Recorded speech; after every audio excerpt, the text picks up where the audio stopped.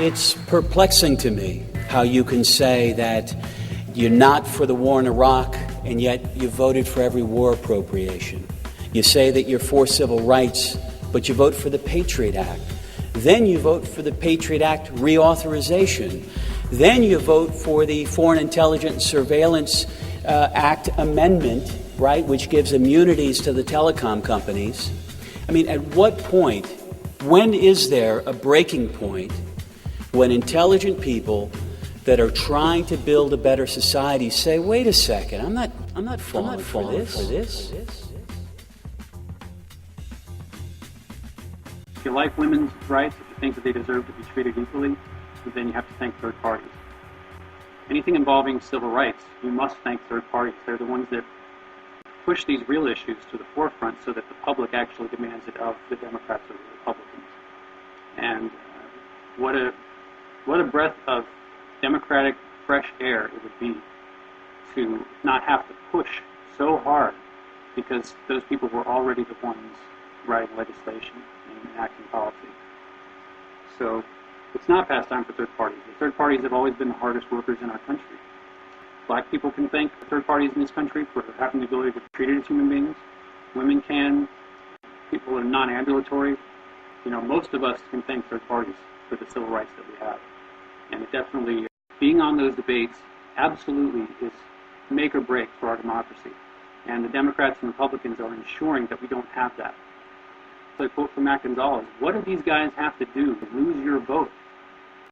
I always have to temper myself, because I'm speaking with people right now who voted for Republicans and Democrats.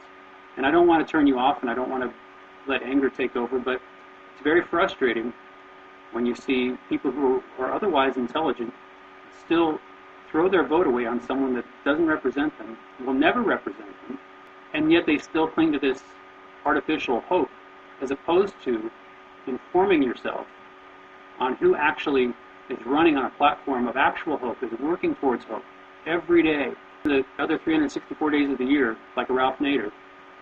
You see the guys doing the good thing, fighting the good fight, and you have to ask, what do these guys have to do to lose your vote? Because everybody just seems to bend over and take it. It's frustrating when you see people that are actually trying to do what's right for everybody.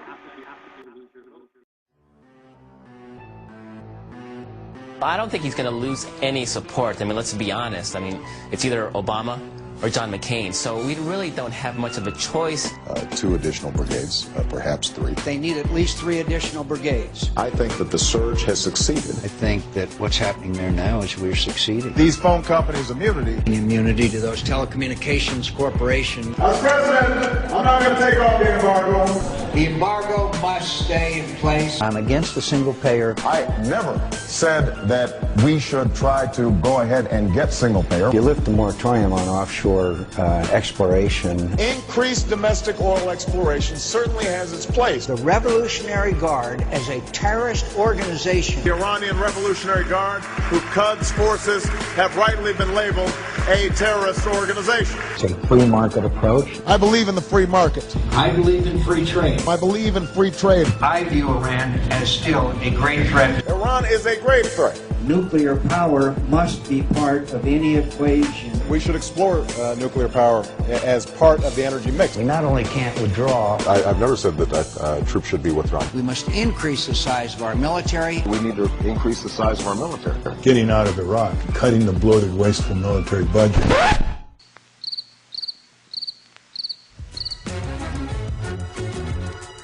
It was unconstitutional war. It violated international law. Go back to the 1967 borders. Abolition of nuclear weapons. Single-payer national health insurance. Expand the task force in the Justice Department on corporate crime, fraud, and abuse. We say no to nuclear power, solar energy first. 6-month deadline of withdrawal of all military and corporate forces from Iraq. Living wage. Why don't they come out for $10? The most impeachable, multiply impeachable presidency in American history should be impeached. Across-the-board amnesty for nonviolent drug offenders. Imagine that one on the presidential debate. The moderators will flip back in their chairs when they hear that one.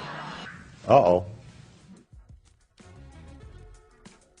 I've agreed with President Bush far more than I have disagreed. The only bills that I voted for the most part, since I've been in the Senate, were introduced by Republicans or George Bush. I don't really know what democracy is. I don't believe that we've lived in a democracy for much of my lifetime. So it's really hard to have a good example of what or how it's supposed to work when it's been corrupted and co-opted for as far back as I can remember. Well, indeed. And also you have to look at the reality of voting, which is that we have roughly 300 million people in the country. Roughly half of that many people are registered to vote. Roughly half of that amount actually vote. And what percentage of those people are informed and actually voting on things they know something about? It goes back to, it begs the question again, not to cut you off, brother, but even if you elected somebody like a Nader, what's going to happen? He's going to be in a Congress or working with a Congress that is red and blue with a handful of independents thrown in. I mean, we can't get anything passed for the people. And since there are no term limits on these people, you're fundamentally just waiting for them to die or for an independent to be elected in a state where it's never happened before. So what is the solution to the problem? I mean, do we unanimously get the entire people to vote out everybody that is currently seated in Congress along with the president and vote in somebody new? And that's a good point. In Ralph Nader's DVD, An Unreasonable Man, there's a part in it where a question is asked of all these people, what kind of a president would Ralph Nader be? And Bill Maher's first response is a dead one, because he believes that Ralph Nader would be assassinated. But then he goes on to say he is the right man for the job, but that there's all these other sharks in the water. And I think that most likely what would happen if a third-party candidate like Ralph Nader were elected is it would be an immediate stalling of the process. I think Congress would shut down, but the question I have for that is, what's the difference between that and now? And secondarily is, if he were not assassinated, if somehow he were kept alive, what we would see is all these people who have no longer been fulfilling their roles as representatives, they would become marginalized because people would finally feel like they had someone speaking for them. Definitely, there's nobody other than a Ralph Nader out there who is actually running on a platform that's filled with issues that actually matter to all of us. Regardless of where you fall religiously, politically, he's talking to you and me. And the only people he's not really speaking for are corporations, which have the ability to let us hear them whether we like it or not. Madris mentioned dead people voting, an example of our broken system. I would also point out that we've actually had dead people voted for. The Electoral College, there are a number of things that are preventing us from actually doing the simple task of voting for someone that represents us. So much stuff gets thrown in to muddy that process, gets so distorted. And there's arguments for and against the Electoral College. I've long been anti-Electoral College. But there are good points to it. It tries to disperse democracy evenly between rural and metropolitan areas so that farmers and people in the South that don't live in populated areas, they have an equal say to those of us who live in more urban areas. So I think there's something to be said for that. I'm not completely resolved on it, but I think that's probably the only good thing about it. Otherwise, it's a complete distortion of what we're trying to do. Anybody have anything to say on the Electoral College? I think its time has come and gone. I've never really understood it. I've had it explained to me ever since I was a little kid, and it's never really made sense. Debbie Russell, the Nader for President Texas State Coordinator, and the daughter of an Exxon executive, finally explained to me what the hell the Electoral College is.